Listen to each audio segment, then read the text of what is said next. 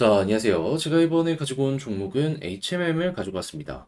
상황이 참으로 뭐랄까요? 혼란스럽습니다. 좋았다가 나빴다가 좋았다가 나빴다가 지금 또 좋아지고 있어요.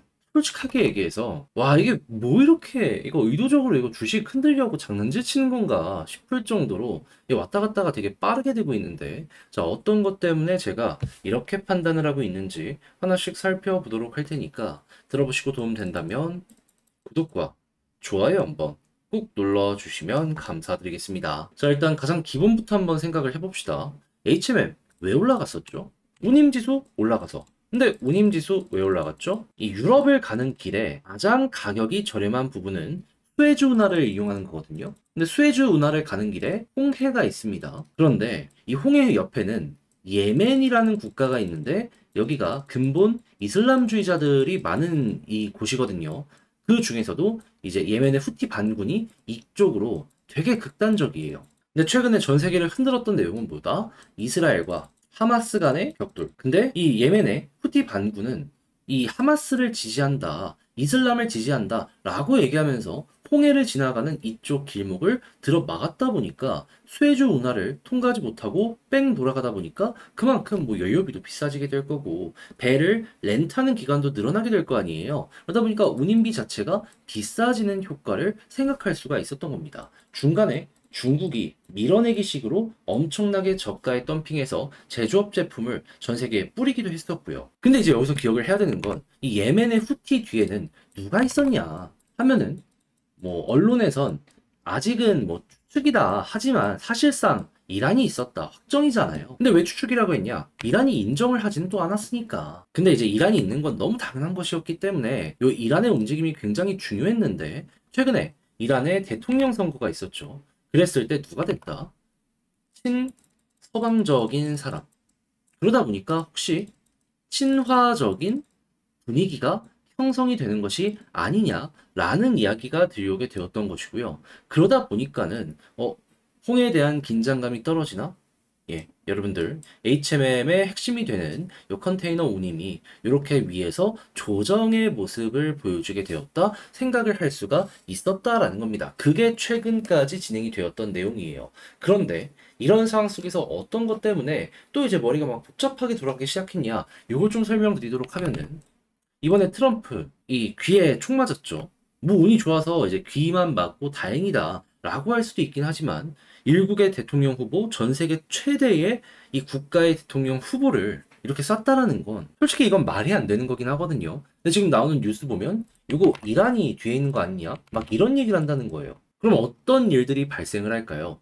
이란의 대통령이 친화적인 좀 무드를 형성하고 싶다라고 하더라도 이거는 어떻게 수습하기가 되게 힘든 부분이라 자기의 의도대로 좀 바꾸려고 했던 게 지금 이렇게 올라올 수밖에 없지 않나. 어찌 보면은 이란 내 현 대통령의 반대파라고 할 수 있는 이들이 좀 시끄러운 부분을 의도적으로 만들기 위해서 이렇게 일국의 대통령을 공격한 게 아닌가. 요거까지 약간 음모론적인 부분으로 생각할 수가 있을 것 같아요. 근데 이런 생각까지 떠오를 수밖에 없는 건 아다리가 딱딱 맞잖아요. 이란은 그동안 강대강 구도를 꾸준하게 푸시했고 밀어왔는데 대통령 하나 바뀐다라고 해서 그걸 막 전체적으로 컨트롤하려고 해? 얼마나 꼴보기 싫겠어요. 근데 이 일은 벌어졌고 어떻게 이제 되돌리지를 못합니다. 자, 그러다 보니까 긴장감이 굉장히 커지고 있는 상황 속에서 트럼프가 과거에 정책적으로 진행했던 것들이 다시 수면 위로 떠오르는 이런 모습들이 보여지게 되었었는데 자, 근데 여기에 사우디가 어떻게 반응하고 있다? 러시아와 이란 밀착을 예고하고 있다. 왜 그러냐면 사우디가 이전에 트럼프 시절 때 석유 시설을 공격을 받았던 적이 있습니다. 근데 이제 미국 쪽이랑 아무래도 동맹식으로 해서 함께 갔으니까 요청을 했어요. 도와달라. 근데 이때 트럼프가 했던 말, 너희 일이지 않냐. 그러니까 수십 년간의 이 미래열 관계가 여기서 한 번에 깨져버리게 된 거죠. 그러니까 이번엔 미국 믿을 수 없다. 사우디 하니까 이쪽으로 간 겁니다. 그럼 미국은 어떻게 할까요? 더욱더 우호적으로 할 수도 있겠지만 트럼프의 이 성격을 봤을 때 강대강으로 갈 수도 있겠죠. 그럼 역시나 이런 부분들도 굉장히 여러분들이 생각을 하셔야 되는 부분이 불안감을 키울 수 있는 부분이라는 거 기억을 하셔야 된다라는 겁니다. 무엇보다 이 트럼프의 지지 세력인 공화당 쪽의 이 기독교 이쪽에 대한 점유율 이거 되게 높거든요. 근데 이쪽의 기독교 세력은 현재 이스라엘을 굉장히 적극적으로 지지하고 있습니다.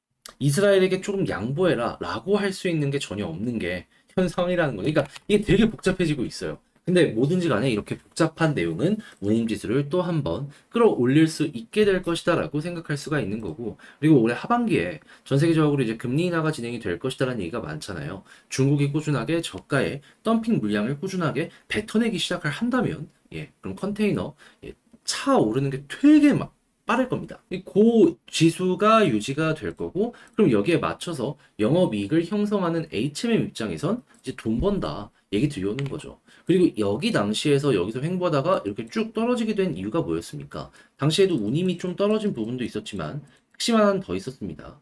보통 1년 단위로 이게 보통 4월에서 6월 계약을 맺습니다.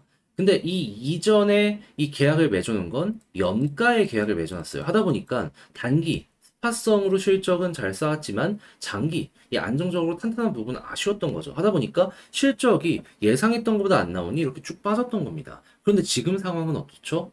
4월, 6월 운임 높았어요. 그러면 여기서 장기 계약을 해놨다? 실적이 1년간 잘 찍힐 수밖에 없지 않겠습니까? 거기다 단기적으로 지금 높게 유지하고 있고 더 이렇게 높은 위치를 유지할 수 있는 내용들도 같이 나오고 있다. 연간 실적으로 봤을 때 이 경기 사이클에 따라서 업다운이 있긴 하겠지만 지금은 업의 모습이 보여지고 있는 게 HMM의 상황이다라고 생각을 할 수가 있다라는 겁니다.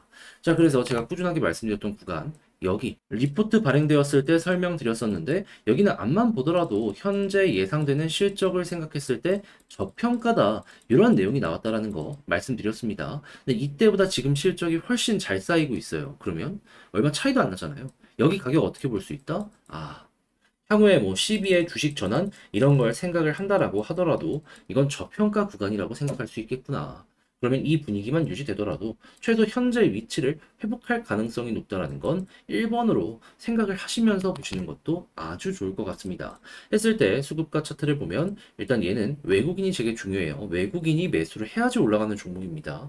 이 매도가 많이 나오니까 결국 이것 때문에 조정이 나왔던 거잖아요. 그러면 이렇게 컴백이 꾸준하게 진행되고 그리고 기관까지 다시금 많이 들어오는 모습이 보여지게 되면은 현재 위치에서 이제 머리가 곧 들리게 될 것이다라고 보시면 되고요. 차트적으로 봤을 때 지금 최근에 11선을 중심으로 자리 잡았을 때 조금 더 올라가는 이런 모습이 많이 보여줬습니다. 그래서 이번에도 여기를 돌파하면 일단은 어느 정도 변동성이 나올 수 있을 것이다 라고 생각을 하고 21선까지 확실하게 돌파가 성공하면 볼린저 하단 찍고 중앙선 돌파했을 때 상단까지 노려보는 거 요거 생각을 해보면 좋겠네요. 근데 이렇게 추세가 잡힐 때마다 공통적으로 나왔던 패턴이 뭐다? 최소 정고점 돌파했다. 이번에도 일단 여기 뚫는지 보고 뚫는다면 이 흐름이 유지, 만약에 여기를 못 뚫고 이 아래쪽에서 맞고 떨어진다? 패턴이 달라진다는 거잖아요. 그럼 거기서 어느 정도 고점이 형성될 수 있다는 걸 감안을 하시면서 전략을 구성해 보시면 좋겠습니다.